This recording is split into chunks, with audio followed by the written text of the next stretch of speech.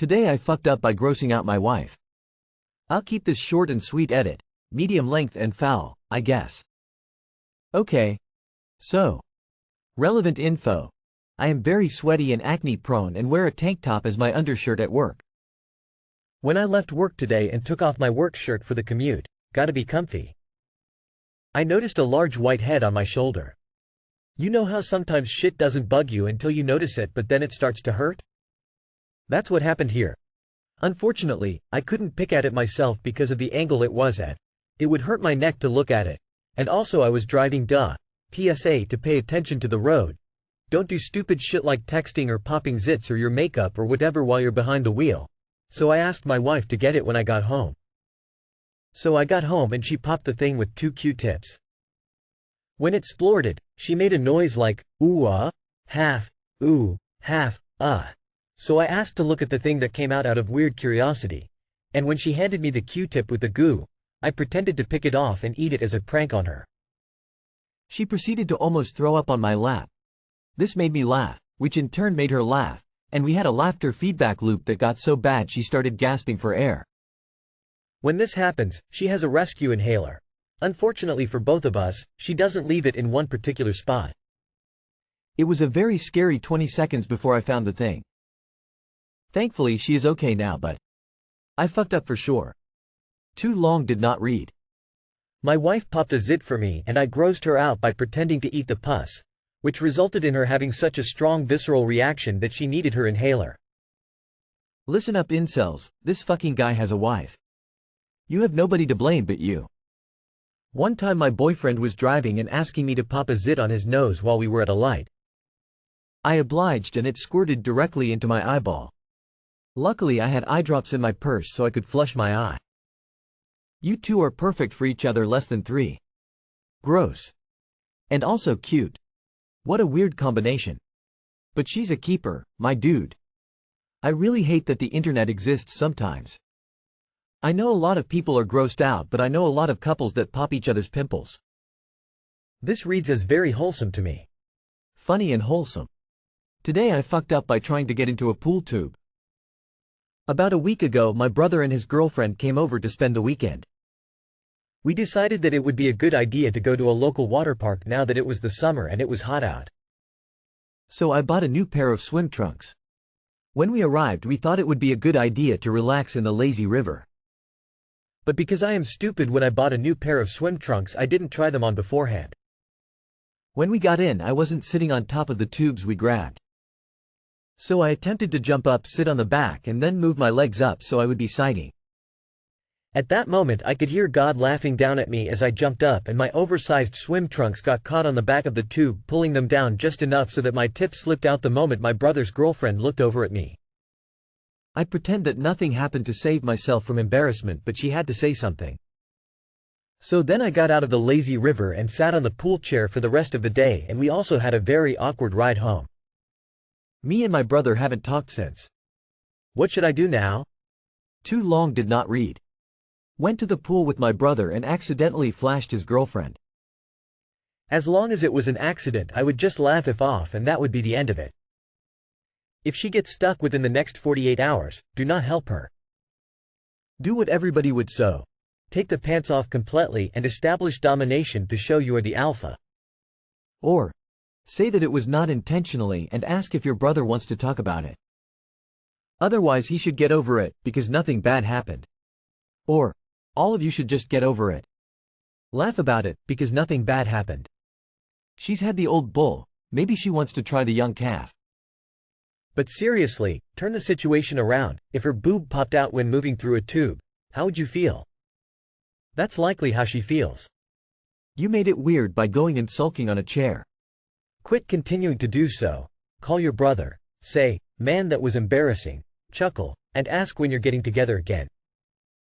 I pretend that nothing happened to save myself from embarrassment, but she had to say something. What did she say? Why are Americans so weird about casual nudity? If that happened around my place, everyone would be just laughing it off. Today I fucked up by going on a date with an old fling who I didn't know had a stroke and couldn't speak. TLWR. Went on a date with an old fling I hadn't seen in 5 years. Turns out she had a stroke, didn't bother to tell me other than clues I didn't pick up on. She couldn't really speak or communicate in any normal way. This led to the most awkward and sad date I have ever been on. Writing on a throwaway account, as I'm sure Reddit will find a way to make me the asshole here. As usual happened many years ago. I'm only writing this to share as I saw a post today asking about worst dates, and this came to mind. I'm not telling this story to poke fun at her by any means. I generally felt really bad about everything. However, I do think I should have been given some sort of heads up. Names, places, etc. have been changed. Years ago I moved out of state.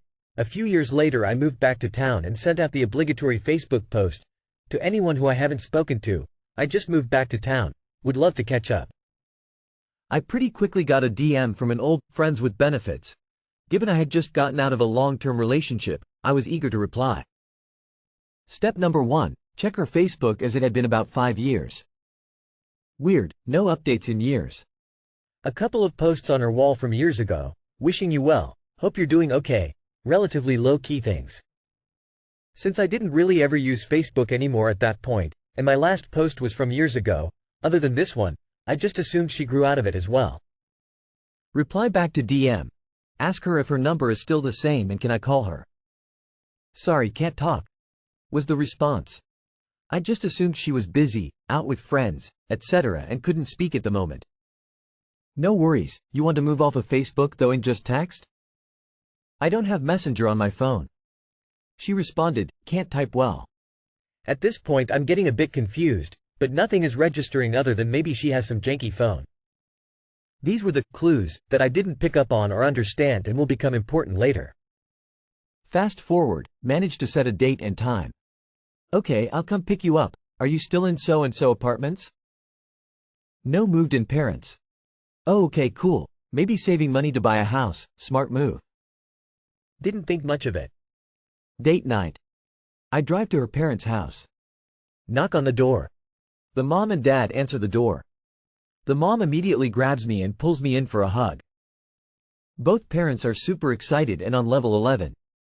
Oh my god, hi. It's so nice to meet you. Thank you so much for coming, yada yada. I'm very confused, but hey.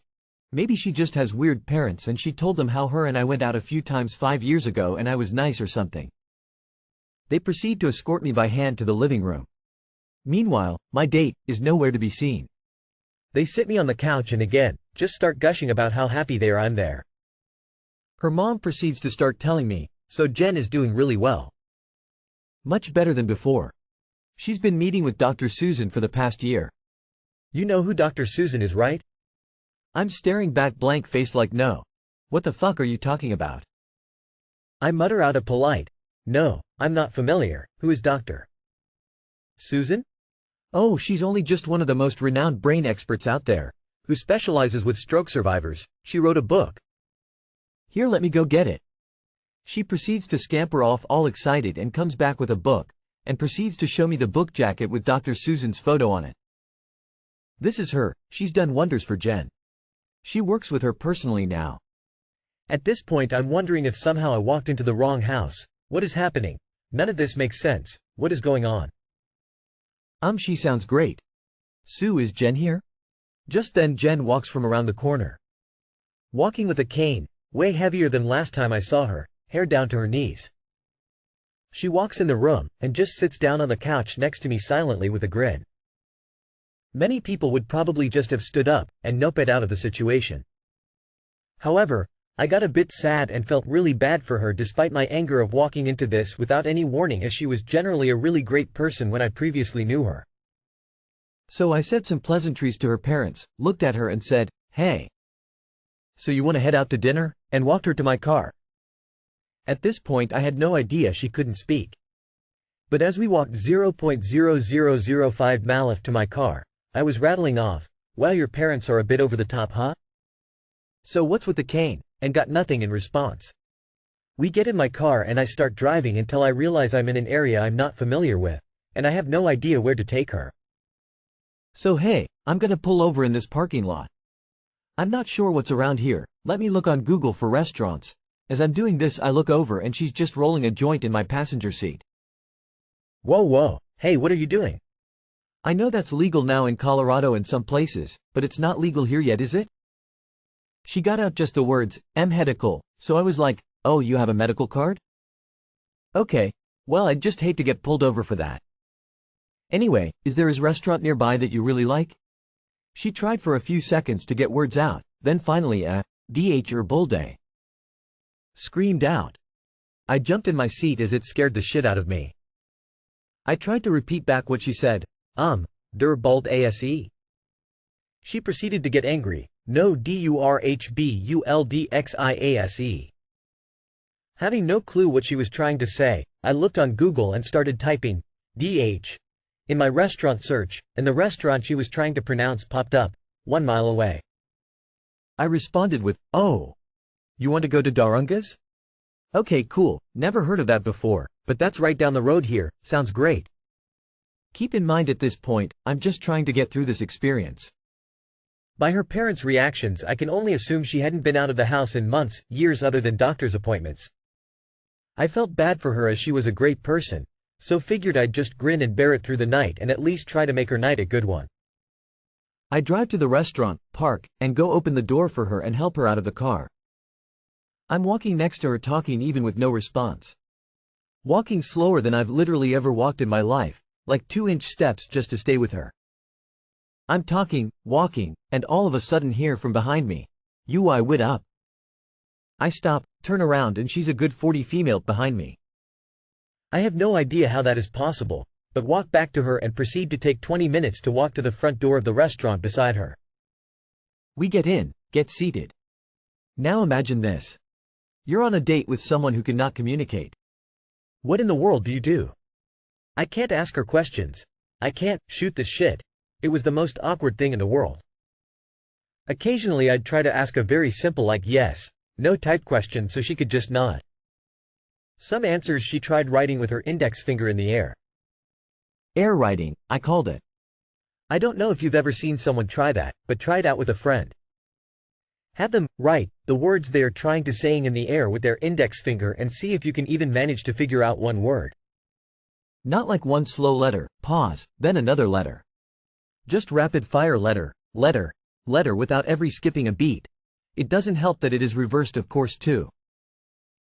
Maybe her parents got used to it and could understand it, but I just sat there blinking, smiling and trying my damn best to figure it out and always gave up with just a smile, a chuckle and a, yeah totally, so we have a 45-minute meal service or so. As I'm paying the check she mutters out words that were along the lines of, NXT ime RR Hughes. I think we went back and forth a few times, with me saying, sorry I didn't get that, what? And then trying to repeat back what she said. After a few tries, and her repeating, eventually I got it. Oh, next time we hang out, you want to come to my house? YUH. Needless to say there was not a next time. I still think back and feel bad about it, but what the fuck? Friends asked, how didn't you know? And my response was always, how would I have known? I scrubbed her Facebook after that date, and there was never one mention of anything even remotely about the incident. Only the obtuse original clues, can't speak. Can't type well, so I firmly believe this was on her for not mentioning it, or bringing it up. There was no possible way I could have known. We didn't have mutual friends or anything. Anyway, that's my story. Married friends find it funny. I even find it funny looking back. But at the time it was not funny, not fun, and the saddest most awkward date I have ever been on. Jen, if you somehow read this, I hope you're doing better. I'm sorry for sharing this, and I still feel really bad. Edit. Apparently this needs to be stated, even though I thought it was obvious. My friends and myself don't find this funny because of what happened to her. It's horrible. What is funny now looking back is the situation, circumstance and how awkward everything was with not knowing and walking into that. Too long did not read. Went on a date with an old fling I hadn't seen in 5 years. Turns out she had a stroke, didn't bother to tell me other than clues I didn't pick up on. She couldn't really speak or communicate in any normal way. This led to the most awkward and sad date I have ever been on. I'm an amputee. When I was dating, I always mentioned THST up front. One woman told me she arranged to meet a guy, and when he showed up, He was a double amputee in a wheelchair. He hadn't mentioned that. I understand your reaction. You should have been told what was going on. I don't find the story funny at all, though. It's really very sad.